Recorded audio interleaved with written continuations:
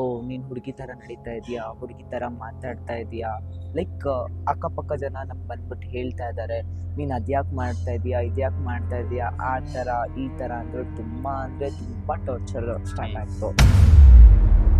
ಚಿಕ್ಕ ಚಿಕ್ಕ ಮಕ್ಕಳೆಲ್ಲನೂ ಸೇರ್ಕೊಂಡ್ಬಿಟ್ಟು ನಾನು ಇದಂತೆ ಅಂತ ಆಟ ಆಡೋದು ಜಾಸ್ತಿ ಆದಾಗ ಮನೆಯಲ್ಲಿ ಇನ್ನೂ ಜಾಸ್ತಿ ಕೋಪ. ಲೈಕ್ ಈ ಥರ ಎಲ್ಲ ಮಾಡ್ಬಿಟ್ಟು ನಮ್ಮ ಮಾನ ಮರ್ಯಾದೆ ತೆಗಿತಾವನೆ, ಹಂಗೆ ಹಿಂಗೆ. ಓ ಹಿಂಗೇನೋ ಆಗ್ಬಿಟ್ಟಿದೆ ಲೈಕ್ ಒಬ್ಬೊಬ್ಬನೇ ಡ್ರೆಸ್ ಸೀರೆ ಹಾಕೊಂಡ್ಬಿಡ್ತಾನೆ, ಲಿಫ್ಟಿಗೆ ಹಾಕೊತಾನೆ, ಏನೇನೋ ಹುಚ್ಚು ಥರ ಒಬ್ಬೊಬ್ಬನೇ ಮಾತಾಡ್ತಾನೆ. ಅದಕ್ಕಿಂತ ಮುಂಚೆಗೂ ನಾನು ಒಬ್ಬನ ಹುಡುಗನ ಲವ್ ಮಾಡ್ತಾ ಇದ್ದೆ. ಅವಾಗ ನಾನು ಬಾತ್ರೂಮಲ್ಲಿ ಹೋಗ್ಬಿಟ್ಟು ಫೈನಲ್ ಕೊಡ್ಬಿಟ್ಟೆ. ಲೈಕ್ ಕಾಲೇಜಲ್ಲಿ ನಾರ್ಮಲ್ ಎಂಟರ್ಟೈನ್ಮೆಂಟ್ ತೊಗೊತಾರಲ್ಲ, ನನ್ನನ್ನು ಇಟ್ಕೊಂಡ್ಬಿಟ್ಟು ಎಂಟರ್ಟೈನ್ಮೆಂಟ್ ತೊಗೊಳ್ಳೋದು.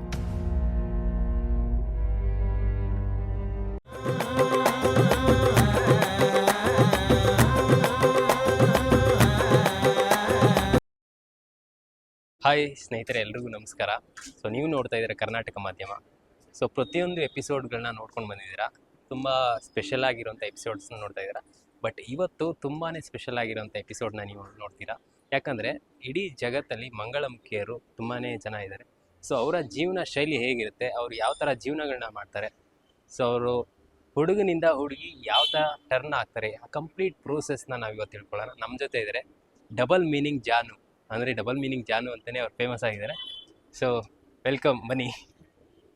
Thank you so much. Welcome to Karnataka Madhyama, ನಮ್ಮ ಯೂಟ್ಯೂಬ್ ಚಾನಲ್. ನಮಸ್ತೆ, ಹೇಗಿದ್ದೀರಾ?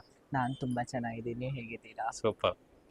ಹೇಳಿ, ನಿಮ್ಮ ಲೈಫ್ ಜರ್ನಿ ಹೇಗೆ ಸ್ಟಾರ್ಟ್ ಆಯಿತು ಅಂತ ಅನ್ನೋದಾದರೆ.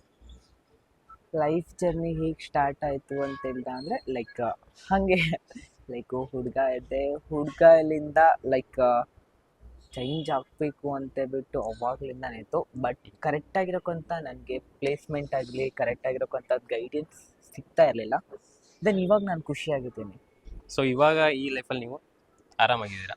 ನಿಮಗೇನು ಅಷ್ಟು ಹೆಸಿಟೇಟ್ ಆಗುವಂಥ ಅಂಥದ್ದು ಇದೆ, ಬಟ್ ಎಲ್ಲರ ಲೈಫಲ್ಲೂ ಒಂದು ಏರ್ಪೇರ್ ಆಗ್ತಾನೆ ಇರುತ್ತೆ ಅಲ್ವಾ. ಬಟ್ ಕಷ್ಟಗಳಿದ್ದಾವೆ, ಆ ಕಷ್ಟನೆಲ್ಲ ನುಂಗ್ಕೊಂಡ್ಬಿಟ್ಟು ನಾನು ಇವಾಗ ಚೆನ್ನಾಗಿದ್ದೀನಿ ಅಂತಬಿಟ್ಟು ನನ್ಗೆ ಅನ್ನಿಸ್ತಾ ಇದೆ. ಸೊ ನಿಮ್ಮ ಎಜುಕೇಷನ್ ಬಗ್ಗೆ ಹೇಳೋದಾದರೆ, ನಿಮ್ಮ ಬಾಲ್ಯ ಹೇಗಿತ್ತು ಅನ್ನೋದಾದರೆ? ಲೈಕ್ ನಾನು ಎಜುಕೇಷನ್ ಹೇಳಬೇಕು ಅಂತ ಹೇಳ್ದ ಅಂದರೆ ನಾನು ಲೈಕ್ ಸೆಕೆಂಡ್ ಪಿ ಯುವರೆಗೂ ನಾನು ಊರಲ್ಲೇ ಹೋದೆ.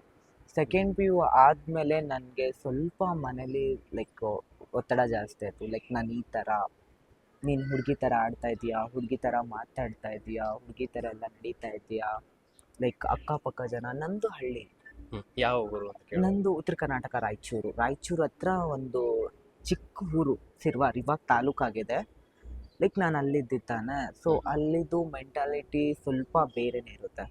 ಓ ನೀನು ಹುಡುಗಿ ಥರ ನಡೀತಾ ಇದೆಯಾ, ಹುಡುಗಿ ಥರ ಮಾತಾಡ್ತಾ ಇದೆಯಾ, ಲೈಕ್ ಅಕ್ಕಪಕ್ಕ ಜನ ನಮ್ಗೆ ಬಂದ್ಬಿಟ್ಟು ಹೇಳ್ತಾ ಇದ್ದಾರೆ, ನೀನು ಅದ್ಯಾಕೆ ಮಾಡ್ತಾ ಇದೆಯಾ, ಇದ್ಯಾಕೆ ಮಾಡ್ತಾ ಇದೆಯಾ, ಆ ಥರ ಈ ಥರ ಅಂದರೆ ತುಂಬ ಟಾರ್ಚರ್ ಸ್ಟಾರ್ಟ್ ಆಯಿತು. ಅದರಲ್ಲಿ ಲೈಕ್ ನನಗೆ ಸ್ವಲ್ಪ ಯಾವುದಾದ್ರೂ ಟಿ ವಿದಲ್ಲಿ ಏನಾದರೂ ಯೂನಿಕ್ ಆಗಿರೋಕ್ಕಂಥ ಕ್ಯಾರೆಕ್ಟ್ರು ಅದು ಏನಾದರೂ ನೋಡ್ದ ಅಂದರೆ ಅದೇ ನಾನು ಒಂದೊಂದು ಫೀಲ್ ಮಾಡಿಬಿಟ್ಟು ನಾನು ಅದನ್ನು ಆ್ಯಕ್ಟಿಂಗ್ ಮಾಡೋದಾಗಿರಲಿ, ಲೈಕ್ ಡ್ರೆಸ್ ಅಪ್ ಆಗೋದಾಗಲಿ, ಅದಾಗಲಿ ಮಾಡ್ತಾಯಿದ್ದೆ. ಅಂದರೆ ಟಿ ವಿಲಿ ಹೆಣ್ಮಕ್ಳು ಯಾವ ಥರ ರೆಡಿ ಆಗಿರ್ತಾರೆ, ಸೊ ಅದನ್ನು ನೀವು ಇಮಿಟೇಟ್ ಮಾಡ್ತಾ ಇದ್ದೀರಿ. ಅದೇ ಥರ ಕೆಲವೊಂದು ಕ್ಯಾರೆಕ್ಟ್ರು ಅದೆಲ್ಲ ಬರುತ್ತೆ ತಾನೇ. ಲೈಕ್ ಚಿಕ್ಕ ಮಕ್ಕಳೆಲ್ಲನೂ ಸೇರ್ಕೊಂಡ್ಬಿಟ್ಟು ನಾನು ಇದಂತೆ ಅಂತ ಆಟ ಆಡೋದು ಜಾಸ್ತಿ ಆದಾಗ ಮನೆಯಲ್ಲಿ ಇನ್ನೂ ಜಾಸ್ತಿ ಕೋಪ. ಲೈಕ್ ಈ ಥರ ಎಲ್ಲ ಮಾಡ್ಬಿಟ್ಟು ನಮ್ಮ ಮಾನ ಮರ್ಯಾದೆ ತೆಗಿತಾವನೆ, ಹಂಗೆ ಹಿಂಗೆ. ಲೈಕ್ ಅದೆಲ್ಲ ಆದಮೇಲೆ ನಾನು ಒಬ್ಬೊಬ್ಬನೇ ಇದ್ದಾಗ ಲೈಕ್ ಅವಾಗ ಲೈಕ್ ಡ್ರೆಸ್ ಅಪ್ ಮಾಡ್ಕೊಳ್ಳೋದು ಅದೆಲ್ಲ ಮಾಡೋವಾಗ ಲೈಕ್ ನಮ್ಮದ್ರಲ್ಲಿ ಉತ್ತರ ಕರ್ನಾಟಕದಲ್ಲಿ ಮೂಢನಂಬಿಕೆಗಳೆಲ್ಲ ಜಾಸ್ತಿ ಇರುತ್ತಲ್ವಾ. ಓ ಇವ್ನಿಗೇನೋ ಆಗ್ಬಿಟ್ಟಿದೆ ಏನೋ, ಲೈಕ್ ಒಬ್ಬೊಬ್ಬನೇ ಡ್ರೆಸ್ ಸೀರೆ ಹಾಕೊಂಡ್ಬಿಡ್ತಾನೆ, ಲಿಫ್ಟಿಗೆ ಹಾಕೊತಾನೆ, ಏನೇನೋ ಹುಚ್ಚು ಥರ ಒಬ್ಬೊಬ್ಬನೇ ಮಾತಾಡ್ತಾನೆ. ಬಟ್ ಅವ್ರಿಗೆ ಗೊತ್ತಿರಲಿಲ್ಲ ನೀವು ಈ ಥರ ಟ್ರಾನ್ಸ್ಫಾರ್ಮ್ ಆಗ್ತಾ ಇದ್ದೀರ ಅಂತ ಗೊತ್ತಿರಲಿಲ್ಲ ಅವ್ರಿಗೆ. ಲೈಕ್ ಡೌಟ್ ಇತ್ತು. ಲೈಕ್ ಆ ಡೌಟ್ ಏನು ಗೊತ್ತಾ, ಮೂಢನಂಬಿಕೆಯಲ್ಲಿ ಕನ್ವರ್ಟ್ ಆಯಿತು. ಲೈಕ್ ಮೈ ಮೇಲೆ ಏನೋ ದೆವ್ವ ಏನೋ ಇರ್ಬೋದೇನೋ, ಆ ಥರ ಏನೋ ಇರ್ಬೋದೇನೋ ಅಂತ ಬಿಟ್ಟು ಅದಾದಮೇಲೆ ಲೈಕ್ ತುಂಬ ಕಡೆಯಲ್ಲೆಲ್ಲ ಲೈಕ್ ಸ್ವಾಮೀಜಿಯವರು ಆ ಥರದ್ದೆಲ್ಲ ಕರ್ಕೊಂಡು ಹೋಗೋಕ್ಕೆ ಸ್ಟಾರ್ಟ್ ಮಾಡಿದ್ರು. ಓ ಇವ್ನಿಗೇನೋ ದೊಡ್ಡದಾಗೇನೋ ಆಗ್ಬಿಟ್ಟಿದೆ, ಭೂತ ಹಿಡ್ಕೊಂಡ್ಬಿಟ್ಟಿದೆ ಅಂತ ಬಿಟ್ಟು ಆವಾಗ ಲೈಕ್ ನಾನು ಲೈಕ್ ಮೆಂಟಲಿ ನನ್ನನ್ನು ನಾನು ಹುಡುಗಿ ಅಂತ ಬಿಟ್ಟು ಪ್ರಿಪೇರ್ ಆಗಿದೆ ತಾನೇ, ಬೇರೆ ಥರ ರಿಯಾಕ್ಟ್ ಮಾಡೋಕ್ಕೆ ಸ್ಟಾರ್ಟ್ ಮಾಡ್ತಾ ಇದ್ದೆ. ಲೈಕ್ ಅವಾಗ ಎಲ್ಲನೂ ಮೂವೀಸ್ ನೋಡಿಬಿಟ್ಟು ಲೈಕ್ ನಾನು ಅದ್ರ ರೋಲ್ ಎಲ್ಲ ಮಾಡೋಕ್ಕೆ ಲೈಕ್ ನಾನೇ ಇದು ಅಂತ ಬಿಟ್ಟು ಫೀಲ್ ಮಾಡಿದಾಗ ಅವರು ಲೈಕ್ ದೆವ್ವ ಗಿವ್ವ ಹಿಡ್ಕೊಂತಿದ್ದೇನೋ ಹಂಗೇನೋ ಅಂತ ಬಿಟ್ಟಿದ್ರೆ ನನ್ನ ಮೆಂಟಲಿ ನಾನು ಹೆಂಗಾಗ್ಬಿಟ್ಟಿದೆ ಅಂತ ಹೇಳಿದ್ದೆ ಅಂದರೆ ನನ್ನ ಮೈಂಡಲ್ಲಿ ನಾನು ಹುಡುಗಿ ಆಗಬೇಕು, ನನ್ನ ಹುಡುಗಿ ಏನು ಅಂತಬಿಟ್ಟು ತುಂಬ ಅಂತ ಹೇಳಿದ್ರೆ ತುಂಬ ಮೆಂಟಲಿ ಎಷ್ಟನೇ ವಯಸ್ಸಲ್ಲಿ ನಿಮಗೆ ಅದು ಇಂಟ್ರೆಸ್ಟ್ ಬಂದಿತ್ತು? ಲೈಕ್ ನಂದು 7th ಮುಗಿದೋಯ್ತು, ಹಾ. 8th 9th 10th ಈ 3 ಏನಿದೆ ತಾನೆ ಅವಾಗ ನನಗೆ ಸ್ವಲ್ಪ ಲೈಕ್ ಜಾಸ್ತಿ ಆಗಕ್ಕೆ ಸ್ಟಾರ್ಟ್ ಆಯಿತು. ಎಷ್ಟು 12 ವರ್ಷ 13 ಹಾ. ವರ್ಷ? ಹೌದು, ಹ್ಮ್. 12-13 ವರ್ಷದಲ್ಲಿ ನನಗೆ ಸ್ಟಾರ್ಟ್ ಆಯಿತು. ಲೈಕ್ ಇದಕ್ಕಿಂತ ಮುಂಚೆಗೆ ನಾನು ಒಬ್ಬನ ಹುಡುಗನ ಲವ್ ಮಾಡ್ತಾ ಇದ್ದೆ, ಚೈಲ್ಡ್ಹುಡ್ ಲವ್. ನನಗೆ ಅಷ್ಟು ಅವಾಗ ಅದ್ರ ಬಗ್ಗೆ ಎಲ್ಲ ಹ್ಮ್. ಇದೇ ನಾನು ಅಂತ ಬಿಟ್ಟು ಗೊತ್ತಿರಲಿಲ್ಲ. ಹ್ಮ್. ಅದಾದಮೇಲೆ ಮನೇಲಿ ಲೈಕ್ ತುಂಬ ಕಡೆ ದೇವಸ್ಥಾನ ಕಡೆ ಅದು ಇದು ಸುತ್ತಾಡ್ಸೋಕ್ಕೆ ಸ್ಟಾರ್ಟ್ ಮಾಡಿದ್ರು. ಒಂದೊಂದು ದೇವಸ್ಥಾನದಲ್ಲಿ 15 ದಿನ ಅಂತ 20 ದಿನ ಅಂತೆ ಅದೆಲ್ಲ ಅಲ್ಲೇ ಇರ್ಸೋಕ್ಕೆ ಸ್ಟಾರ್ಟ್ ಮಾಡಿದ್ರು. ಆವಾಗ ನಮ್ಮ ಅಕ್ಕ ಪ್ರೆಗ್ನೆಂಟ್ ಇದ್ಲು, ದೊಡ್ಡಕ್ಕ. ಅವ್ರಿಗೆ ಲೈಕ್ 3 ಮಂತ್ 4 ಮಂತ್ಗೆ ಅಬೋಷನ್ ಆಗ್ತಾ ಇತ್ತು. ಹ್ಮ್. ಅದನ್ನೂ ನನ್ನ ತಲೆ ಮೇಲೆ ಆಗ್ಬಿಟ್ರು, ಓ ಇವ್ನು ಹಿಂಗೆ ಮಾಡ್ತಾ ಇದ್ದಾನೆ, ಇವ್ನಿಗೇನೋ ಒಂದು ಆಗ್ಬಿಟ್ಟಿದೆ, ಅದಕ್ಕೋಸ್ಕರ ಈ ಥರ ಎಲ್ಲ ಆಗ್ತಾ ಇದೆ ಮನೇಲಿ, ದೆವ್ವನೇ ಏನೋ ಮಾಡ್ತಾ ಇದೆ ಅನ್ನೋ ಅದನ್ನು ಸ್ಟಾರ್ಟ್ ಮಾಡಿದ್ರು ಮನೇಲಿ. ನೀವೇ ಕಾರಣ ಇದರಿಂದ? ಹಾಂ, ಇದಕ್ಕೆಲ್ಲ ನಾನೇ ಕಾರಣ ಅಂತ ಬಿಟ್ಟು ತುಂಬ ಸ್ವಾಮೀಜಿಗಳ ಹತ್ರ ಅವ್ರ ಹತ್ರ ಎಲ್ಲರ ಹತ್ರ ಕರ್ಕೊಂಡೋದ್ರು. ಅವ್ರಿಗೇನೋ ದುಡ್ಡು ಬೇಕು. ಓ ಹೌದು, ನಿಮ್ಮ ಮಗನಿಗೆ ಆ ಥರ ದೆವ್ವ ಇದೆ, ಈ ಥರ ಇದೆ, ದೆವ್ವಗಳಿದ್ದಾವೆ, 10 ದೆವ್ವಗಳಿದ್ದಾವೆ.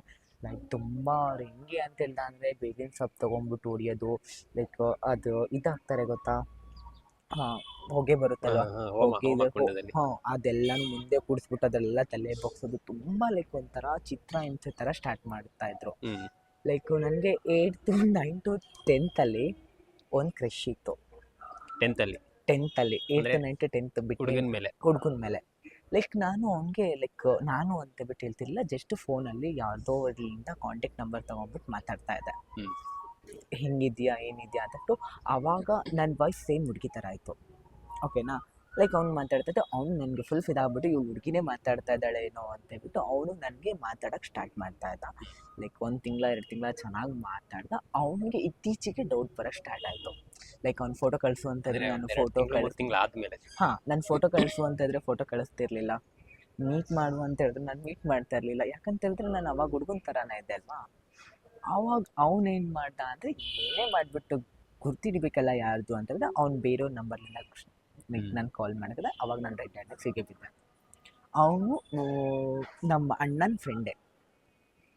ಆವಾಗ ಅವನೇನು ಮಾಡ್ದ ಅಂತ ಹೇಳಿದ್ರೆ ನಮ್ಮ ಅಣ್ಣಂಗೆ ಹೋಗ್ಬಿಟ್ಟು ಹೇಳ್ಬಿಟ್ಟ, ನಿಮ್ಮ ತಮ್ಮ ನನಗೆ ಹಿಂಗೆಲ್ಲ ಕಾಲ್ ಮಾಡಿಬಿಟ್ಟು ಹಿಂಸೆ ಇಡ್ತಾ ಇದ್ದಾನೆ ನೋಡ್ಕೊ ಅಂತ. ಬೇರೆಯವ್ರು ಕಾಲ್ ಮಾಡಿದಾಗ ನಿಮ್ಮ ವಾಯ್ಸ್ ಚೇಂಜ್ ಆಯ್ತಲ್ಲ. ಸೊ ನಿಮ್ಮ ತಮ್ಮ ನನಗೆ ಹಿಂಗೆ ಕಾಲ್ ಮಾಡಿಬಿಟ್ಟು ಹಿಂಸೆ ಇಡ್ತಾ ಇದ್ದಾನೆ, ಹೋಗ್ಬಿಟ್ಟು ನೋಡು ವಿಚಾರಿಸಿ, ಹಿಂಗೆಲ್ಲ ನನಗೆ ಮೆಸೇಜ್ ಮಾಡ್ತಾನೆ, ಹಿಂಗೆಲ್ಲ ಕಾಲ್ ಮಾಡ್ತಾನೆ, ಹಿಂಗೆ ಅಂತ ಬಿಟ್ಟು. ಅವನು ಲೈಕ್ ಫುಲ್ ಡೀಪಾಗಿ ನನ್ನನ್ನು ಹಚ್ಕೊಂಡ್ಬಿಟ್ಟಿದ್ದ. ಅವ್ನು ನೋಡಿದ್ರೇ ಉಟ್ಕೊಂಡ್ಬಿಡ್ತದೆ, ಈಗ ನೋಡಿ ಸಾಯಿಸ್ಬಿಡ್ಲೇನೋ ಅನ್ನೋಷ್ಟು ಅವ್ನ ಕೋಪ ಆಯಿತು. ಆಮೇಲೆ ಅಣ್ಣ ಲೈಕ್ ಬಂದ್ಬಿಟ್ಟು ಅಮ್ಮನ ಹತ್ರ ಹೇಳ್ದ, ಅಮ್ಮ ಅಪ್ಪನ ಹತ್ರ ಹೇಳಿದ್ರು. ಫುಲ್ಲು ಮನೇಲಿ ಹೆಂಗೆ ಅಂತ ಹೇಳ್ದ ಅಂದ್ರೆ ಸಾಯಂಕಾಲ ಅವ್ನ ಮನೆಗೆ ಬರ್ತಾನೆ, ಅವನ ಹತ್ರ ಮಾತಾಡಬೇಕು. ಅವತ್ತಿನ ದಿನ ನನ್ನ 10th ರಿಸಲ್ಟು ಅವತ್ತಿನ ದಿನ ಫುಲ್ಲು ಮನೆಯಲ್ಲಿ ನಾಕ್ ಆಗ್ಬಿಟ್ಟಿದ್ದೀನಿ ಫುಲ್ಲು. ಏನು ಮಾಡ್ತಾರೋ ಏನಿಲ್ವೋ ಅಂತಬಿಟ್ಟು ಸುಮ್ಮನೆ ಮನೆಗೆ ಹೋಗೋಕ್ಕೂ ಆಗ್ತಾಯಿಲ್ಲ, ಅದು ಮಾಡೋಕ್ಕೂ ಆಗ್ತಾಯಿಲ್ಲ. ಮನೆ ಹತ್ರ ಹೋದೆ, ಲೈಕ್ ಅಲ್ಲಿ ರೆಡ್ ಹ್ಯಾಂಡಲ್ಲಿ ಹಿಡ್ಕೊಂಡ್ಬಿಟ್ಟು ಬಾ ನಿನ್ನ ಹತ್ರ ನಾನು ಮಾತಾಡಬೇಕು ಅಂತಬಿಟ್ಟು ಹೇಳಿದ್ರು. ನನಗೆ ಗೊತ್ತಾಗ್ಬಿಡ್ತು, ಅವ್ನು ಅವಾಗಲೇ ನಾನು ನಿಮ್ಮ ಅಣ್ಣನಿಗೆ ಹೇಳಿದ್ದೀನಿ ಅಂತಬಿಟ್ಟು ನಾನು ಫೋನಲ್ಲಿ ಹೇಳಿದಾಗೆ ನನಗೆ 100-200% ನನಗೆ ಗೊತ್ತಾಯ್ತು ಅವ್ನು ಇದೇ ಮ್ಯಾಟ್ರ್ ಬಗ್ಗೆ ಮಾತಾಡಿರ್ತಾನೆ ಅಂತ. ಏನು ಮಾಡಬೇಕು ಇವಾಗ, ಏನು ಮಾಡಬೇಕು ಅಂತಬಿಟ್ಟು ತುಂಬ ಅಂದರೆ ತುಂಬ ತಲೆ ಕೆಟ್ಟೋಗ್ಬಿಟ್ಟಿತ್ತು. ಆವಾಗ ನಾನು ಬಾತ್ರೂಮಲ್ಲಿ ಹೋಗ್ಬಿಟ್ಟು ಫೈನಲ್ ಕೊಡ್ಬಿಟ್ಟೆ. ಹೌದಾ? ಆ ವಯಸ್ಸಲ್ಲಿ ಏನು ಮಾಡಲಿ, ಫುಲ್ ಲಾಕ್ ಆಗಿಬಿಟ್ಟಿದ್ದೀನಿ. ನನಗೆ ಓಪನ್ ಅಪ್ ಆಗೋಕ್ಕಾಗಲ್ಲ ಮನೆಯಲ್ಲಿ. ಯಾಕಂತಂದರೆ ಅದು ತುಂಬ ಚಿಕ್ಕ ಹಳ್ಳಿ, ಅಲ್ಲಿ ನಾನು ಹೆಂಗೆ ಓಪನ್ ಅಪ್ ಆಗೋಕ್ಕಾಗ್ತಾ ಇಲ್ಲ ನನ್ನ ಕಣ್ಣಗೆ. ಫೈನಲ್ ಕುಡಿದೆ, ಲೈಕ್ ಅದನ್ನು ಹೆಂಗೋ ಮಾಡಿಬಿಟ್ಟು 10th ಸ್ವಲ್ಪ ರಿಸಲ್ಟ್ ಕಡಿಮೆ ಆಗಿತ್ತು, 68 ಏನೋ ಆಗಿಲ್ಲ. ಫೈನಲ್ ಕುಡಿದ್ಮೇಲೆ ಆಮೇಲೆ ಏನಾಯಿತು ಅಂತ ಅದೇ 10th ರಿಸಲ್ಟ್ ಕಡಿಮೆ ಬಂತು, 68. ಎಲ್ಲರೂ ಯಾಕೋಸ್ಕರ ಫಿನೈಲ್ ಯಾಕೋಸ್ಕರ ಫುಲ್ ಇಡೀ ಊರವರೇ ನಾನು ಫಿನೈಲ್ ಕುಡ್ದಿದ್ದೀನಿ ಅಂತೇಳಿ ಬ್ರೇಕಿಂಗ್ ನ್ಯೂಸು. ಯಾಕೋಸ್ಕರ ಫಿನೈಲ್ ಕುಡ್ದ ಅಂತಂದರೆ ಇಲ್ಲ 10th ಸ್ವಲ್ಪ ಮಾರ್ಕ್ಸ್ ಕಡಿಮೆ ಬಂದ್ಬಿಟ್ಟು ಫಿನೈಲ್ ಕುಡ್ದ ಅಂತ. ಆಮೇಲೆ ಅಮ್ಮ ಬಂದ್ಬಿಟ್ಟು ಕೂಡ್ಸ್ಕೊಂಡ್ಬಿಟ್ಟು, ಅಪ್ಪ ಅವರೆಲ್ಲನೂ ಕೂಡ್ಸ್ಕೊಂಡ್ಬಿಟ್ಟು ಮಾತಾಡಿದ್ರು. ಏನು ಮಾಡಬೇಕಂತ ಬಿಟ್ಟಿದೆ, ಇನ್ನೂ 2 ಅಕ್ಕಂದಿರದು ಮದುವೆ ಆಗೋದಿದೆ, ಇನ್ನೂ ಅವ್ರದ್ದು ಮದುವೆ ಆಗಿಲ್ಲ, ನೀನು ಈ ಥರ ಎಲ್ಲ ಮಾಡ್ದ ಅಂತಂದರೆ ಏನು ಮಾಡಬೇಕು ಅಂತಬಿಟ್ಟು ಯೋಚನೆ ಮಾಡ್ತಾ ಇದೀಯಾ. ನಮ್ಮ ಮಾನ ಮರ್ಯಾದೆ ತೆಗಿಬೇಕು ಅಂತ ಬಿಟ್ಟು ಯೋಚನೆ ಮಾಡ್ತಾ ಇದೆಯಾ? ಕಾಮನ್ ಸೆನ್ಸ್ ಇಲ್ವಾ? ಇನ್ನೂ ನನಗೆ ದೊಡ್ಡಣ್ಣಂದು ಅವ್ರದ್ದು ಮದುವೆ ಆಗಿರ್ಬೇಕಿತ್ತು, ಅವನದು ಮದುವೆ ಆಗ್ತಿರ್ಲಿಲ್ಲ.